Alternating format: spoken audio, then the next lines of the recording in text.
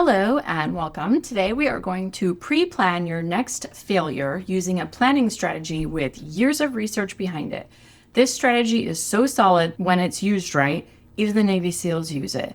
Today we are talking about a simple process to make a plan to get something done. It's called WOOP. So we're just going to get the joke out of the way for people of a certain age. Every time I say this in a training or with a client, the immediate response is, WOOP, there it is. So that's out of the way.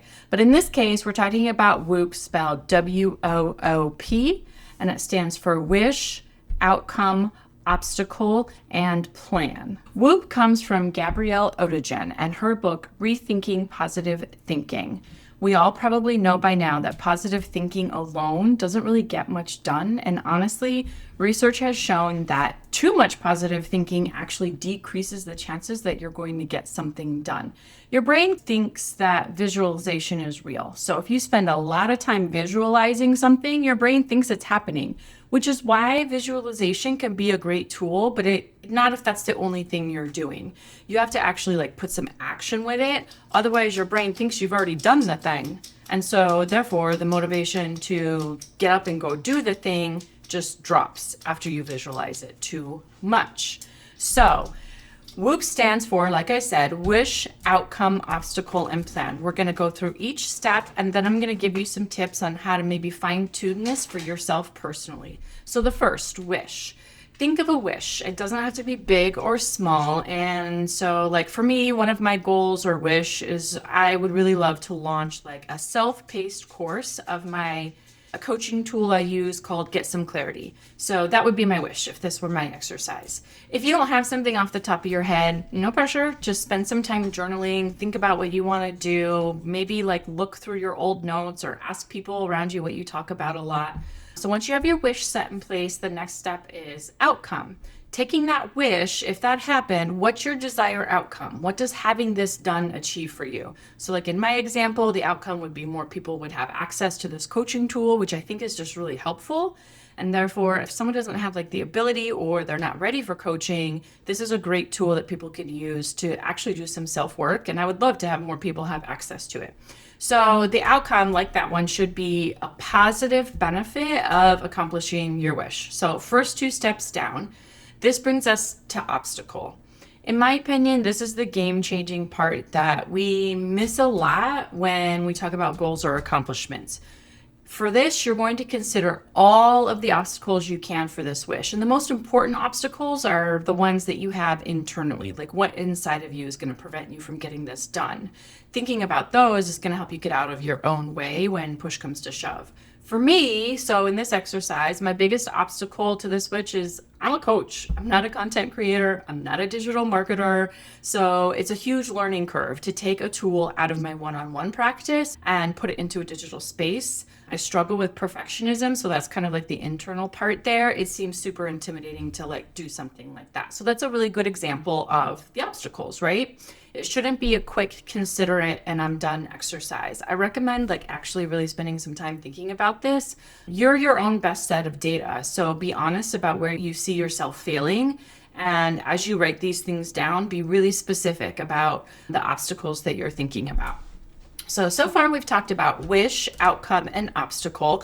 These three pieces together create a mental contrast where you visualize the positive outcome and you visualize the struggles that might impede you. The idea of a mental contrast is an important idea that we're going to come back to later in this video when we talk about how you can tweak this strategy if it's not working for you. So stay tuned for that part.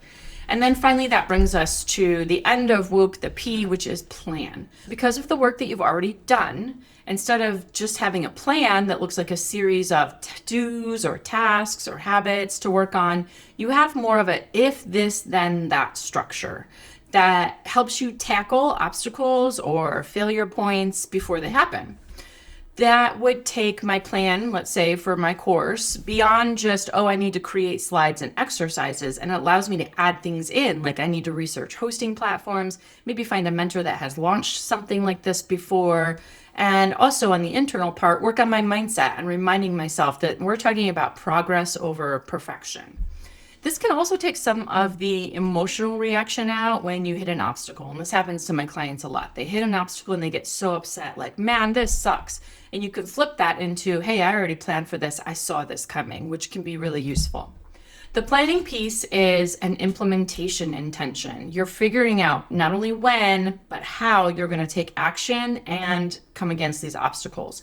When you pair that with the mental contrast piece that we talked about earlier, you have a 20% higher chance of accomplishing your wish. I'm just going to say that again.